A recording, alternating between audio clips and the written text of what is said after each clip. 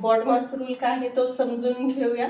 ह्याच्यामध्ये बी stands for bracket. ज्यावेळेस इक्वेशनमध्ये ब्रॅकेट आहे त्यावेळेस तुम्हाला पहिलं ब्रॅकेट सॉल्व्ह करायचंय. O stands for order. इक्वेशनची जी ऑर्डर आहे ती तुम्हाला पाहिजे आहे.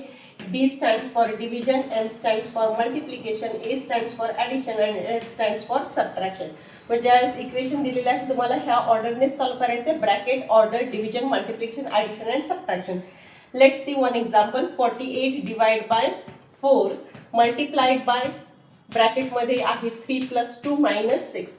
आता ज्यावेळेस इक्वेशनमध्ये सर्वात पहिलं ब्रॅकेट येते तर तुम्हाला ब्रॅकेट सॉल्व्ह करायचं आहे.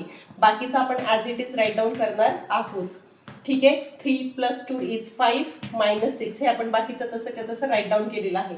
आता नेक्स्ट काय दिसतंय division, multiplication, addition and subtraction. So आपण पहिलं आता डिव्हिजन करणार आहोत. 48ला डिवाइड करायचे 4ने. 4 × 1 = 4, 4 × 2 = 8. ठीक आहे. बाकीचं आपण तसंच राईट करतोय. Multiplied by 5 - 6. आता नेक्स्ट काय दिसतंय मल्टिप्लिकेशन आणि मग नंतर सबट्रॅक्शन. सो 12ला 5ने मल्टिप्लाय करणार आहे. 12 × 5 = 60 - 6. 60 - 6 is 54. So 54 is the final answer.